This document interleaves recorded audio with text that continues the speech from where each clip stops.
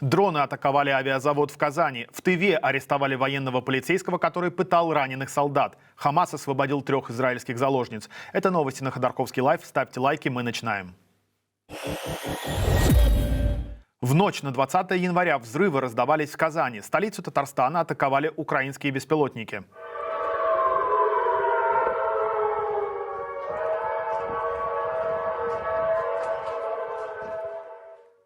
По данным телеграм-канала «Осторожно, новости», волн атак было минимум 3. При этом местные жители в пабликах возмущались, что власти сообщили об атаке лишь спустя час после ее начала. Глава региона Рустам Минниханов в своем телеграм-канале пожелал всем доброго утра, как будто никаких беспилотников в Казани и не было. Чуть позже его пресс-служба все же заявила о попытке атаки беспилотников на промышленное предприятие республики.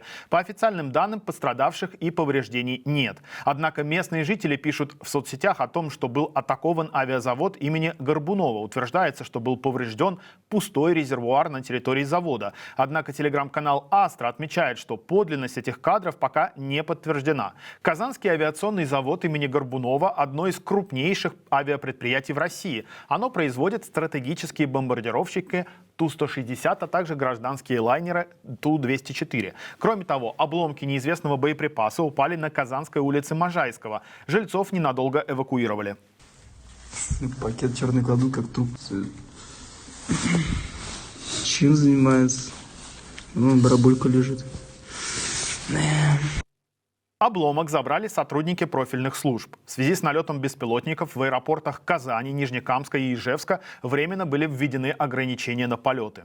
Также обломки беспилотника упали на территории предприятия в Калуге. Губернатор Калужской области Владислав Шапша сообщил, что на территории начался пожар, однако ни пострадавших, ни разрушений нет. Что за предприятие было атаковано, он не уточнил. Губернатор Брянской области Александр Богомаз заявил, что над регионом сбили 4 ракеты «Хаймарс». По данным российского Минобороны, над Татарстаном было сбито 2 беспилотника. Всего же, по информации ведомства, над Россией был уничтожен 31 беспилотник. Помимо Татарстана были атакованы Калужская, Брянская, Белгородская, Рязанская, Курская и Орловская области.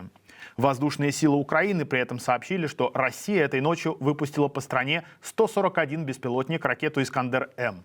93 дрона были сбиты, а накануне вечером российская армия сбросила 3 авиабомбы на поселок Золочев в Харьковской области. По данным местной прокуратуры, разрушены 3 жилых дома, повреждены более 15 домов, хозяйственные помещения, 3 магазина, 2 машины, линии электросети. В Тыве задержали сотрудника военной полиции. Его обвиняют в избиении и пытках раненых бойцов 55-й мотострелковой бригады перед отправкой на фронт. По данным близкого к силовикам телеграм-канала «База», пострадавшие штурмовики.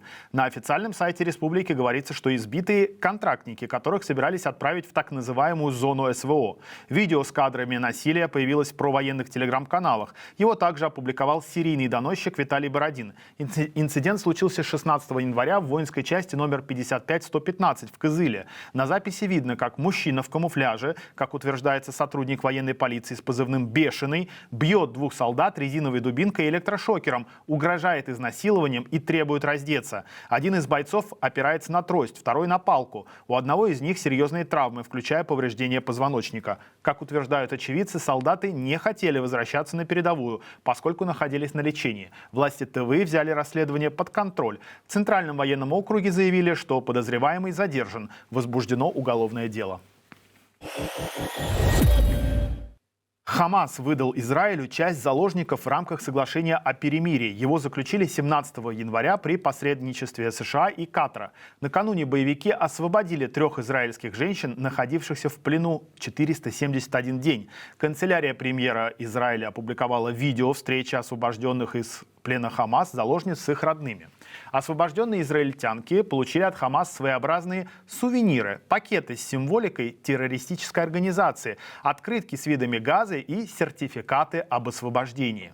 Израиль, в свою очередь, освободил 90 палестинских заключенных, включая женщин и подростков. Среди освобожденных Халида Джарар, представительница палестинской автономии в Совете Европы и глава Комитета заключенных Народного фронта освобождения Палестины.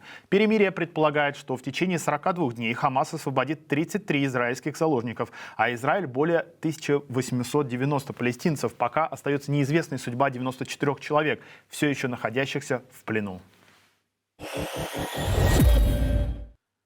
Дональд Трамп перед инаугурацией выдал целую порцию громких обещаний и комплиментов. Он заявил, что завершит войну в Украине, наведет порядок на Ближнем Востоке и предотвратит Третью мировую, ведь, по его словам, она уже не за горами. Пообещал очистить Вашингтон от коррумпированных политиков, депортировать нелегалов в беспрецедентных масштабах и построить собственный американский противоракетный железный купол. Байденовские указы он пообещал аннулировать за считанные часы, предложив зрителям весело провести время за этим зрелищем. Еще Трамп объявил, что выпустит засекреченные документы об убийствах Кеннеди и Мартина Лютера Кинга. Ну и на десерт ТикТок остается с нами. Ведь, как заявил Трамп, рабочие места нельзя просто так отдать Китаю. Словом, все, как всегда, масштабно, уверенно и с пафосом. Своими обещаниями Трамп явно задал амбициозный темп и, похоже, останавливаться не собирается. Он решил не тянуть до инаугурации и уже поручил организовать звонок Путину. Как стало известно CNN, он может состояться в течение нескольких дней после церемонии.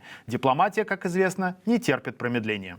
Что ж, друзья, у нас на этом все. Не уходите от нас без лайка, комментария и подписки. Смотрите и другие видео на нашем канале. Подписывайтесь на телеграм-канал. Туда мы дублируем весь наш контент, в том числе в формате аудио, чтобы вам было удобнее. С вами был Тенгиз Адамия. Берегите себя. Всего доброго. Пока.